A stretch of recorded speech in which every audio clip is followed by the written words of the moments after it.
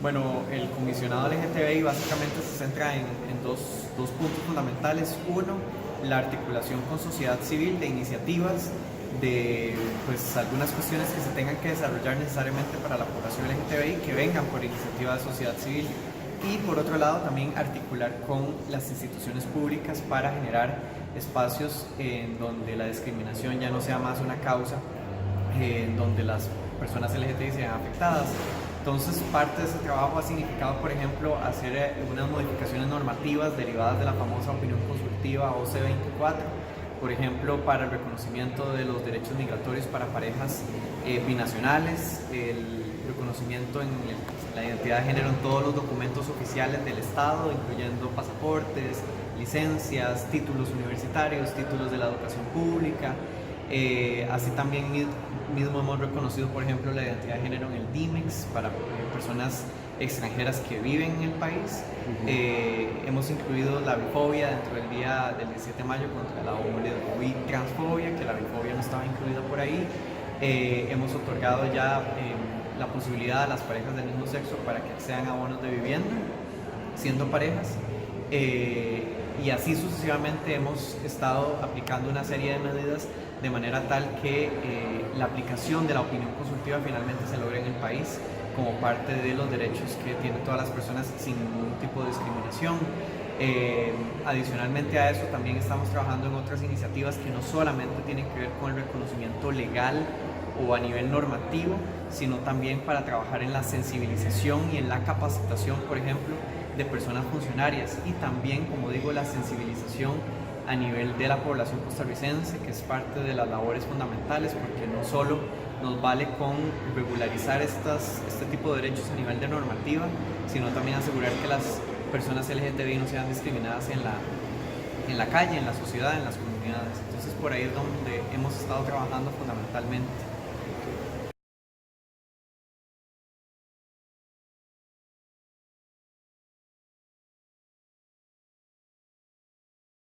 Bueno, hoy la Cámara de Comercio pues, nos ha comunicado finalmente que han impulsado un sello de diversidad para las empresas privadas. Esto es un paso fundamental porque los esfuerzos no solo pueden darse a nivel de sector público, es fundamental también que el sector empresarial, el sector privado, también desarrolle políticas de inclusión y de respeto hacia la diversidad, hacia las personas LGTBI. El 85% de la empleabilidad en el país se da desde el sector privado, y por eso es que justamente este sector se vuelve fundamental en una alianza en la cual aseguremos que las personas LGTBI no sean discriminadas dentro del país, en Costa Rica. Este sello entonces garantiza que a nivel interno de las empresas, para sus personas trabajadoras, pero también como para sus personas que son clientes, puedan recibir un espacio de respeto, sin discriminación. Entonces, desde luego es un paso fundamental, un reconocimiento fundamental hacia la Cámara para que esto finalmente pueda tener réditos a nivel empresarial y que las personas tengan espacios seguros en el sector privado.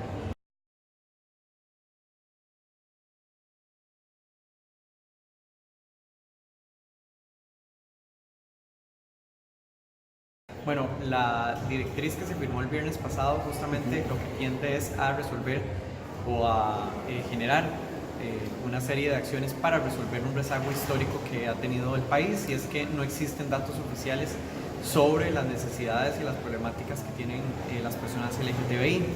¿Cómo se tiene que desarrollar esto? Y tal vez es fundamental para hacer la aclaración con la directriz que se firmó. Por un lado, el INEC, por ejemplo, como la institución encargada de generar las estadísticas y los censos a nivel nacional, es fundamental que al nivel interno de sus instrumentos de recolección de datos puedan incluir variables para que las personas LGTBI puedan estar visibilizadas en esos datos. Datos que, como ustedes saben, por ejemplo, el censo o una encuesta son de datos agregados, es decir, son anonimizados, porque lo que no interesa es la correspondencia entre una identidad, es decir, un nombre, y la orientación sexual o la identidad de género, sino son datos fríos. A grosso modo, por ejemplo, el 80% de la población costarricense vive fuera de la línea de pobreza, por ejemplo, es un dato agregado, es decir, no nos interesa cuáles son las personas, sino el dato global. ahí es donde estamos trabajando decididamente para que existan datos sobre esas necesidades de la población LGTBI. Y por el otro lado, que tiene que ver con registros administrativos o formularios en instituciones, hay un tema fundamental y tiene que ver con la posibilidad de que las personas usuarias de los servicios del Estado puedan tener la posibilidad de presentar una queja o una denuncia por discriminación.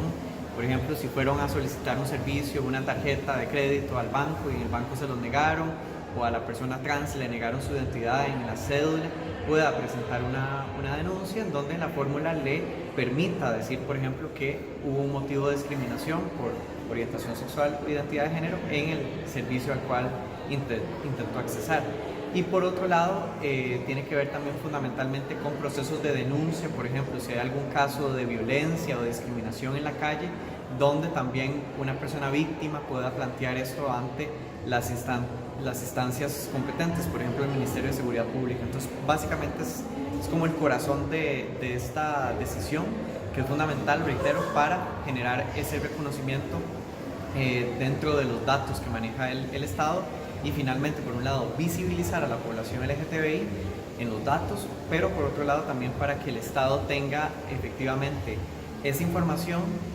con la cual se le pueda exigir a las instituciones, al gobierno, ejercer una serie de políticas públicas en favor de las personas LGTBI.